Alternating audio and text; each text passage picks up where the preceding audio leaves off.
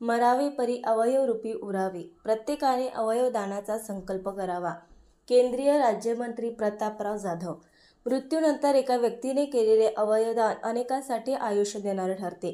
त्यामुळे प्रत्येकाने अवयवदानाचा संकल्प घेऊन मरावे परी अवयवरूपी उरावे हे ब्रीदसार्थ अंगीकारावे, असे आवाहन केंद्रीय आयुष स्वतंत्र प्रभार आरोग्य व कुटुंब कल्याण राज्यमंत्री प्रतापराव जाधव यांनी आज येथे केले.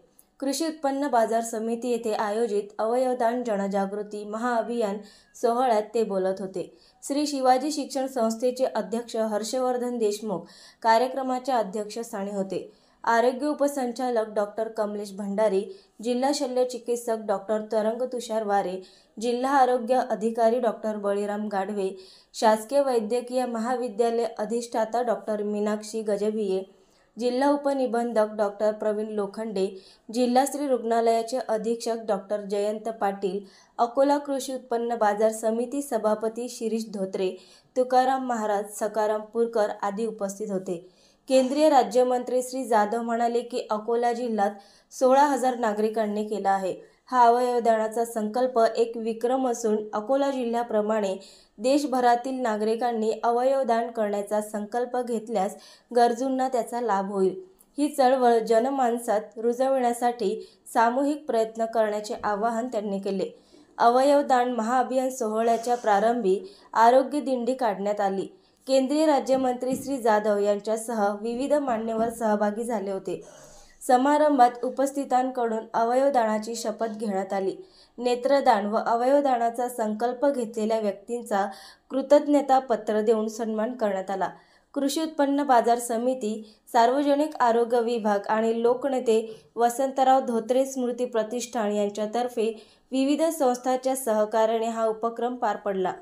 या कार्यक्रमानंतर केंद्रीय राज्यमंत्र्यांनी वैद्यकीय क्षेत्रातील विविध मान्यवरांशी चर्चा करून वैद्यकीय साधन सुविधा व विविध प्रस्तावासंदर्भात माहिती घेतली.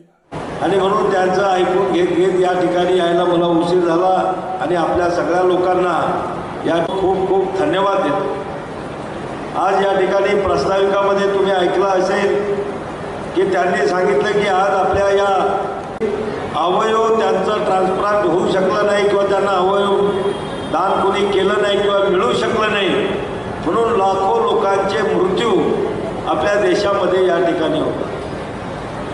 आणि एक माणसाचा देहामधले जे अवयव असतात ते किमान दुसऱ्या 6 ते 7 लोकांना संपूर्णपणे जीवदान देऊ शकतात. हा फार मोठा संकल्प आहे. अगोदर सांगितल्याप्रमाणे फार मोठं पुण्याचं काम सुद्धा आहे. आणि आपल्या सगळ्यांना सुद्धा असं वाटतं की आपण पाहतो की या जन्मानंतर मृत्यू अटळ आहे हे आपल्या सगळ्यांना माहीत आहे. पण मृत्यूनंतर मात्र आपल्या जीवनामध्ये काही शिल्लक राहत. वयस्कर असतील, तरुण असतील, लहान असतील, या आपल्या कुटुंबातली प्रत्येक व्यक्ती नियम असतात, ठरलेलं असतं. कुणाचा कुठल्या ना कुठल्या कारणानं हा शेवट होतो. पण शेवटानंतर आपण आपला जो धर्म आहे, आपली जी संस्कृती आहे त्याप्रमाणे आपण आपला त्या देहाचं विसर्जन करून टाकतो. नवीन अपडेट मिळविण्यासाठी चॅनलला लाईक आणि सबस्क्राईब नक्कीच करा.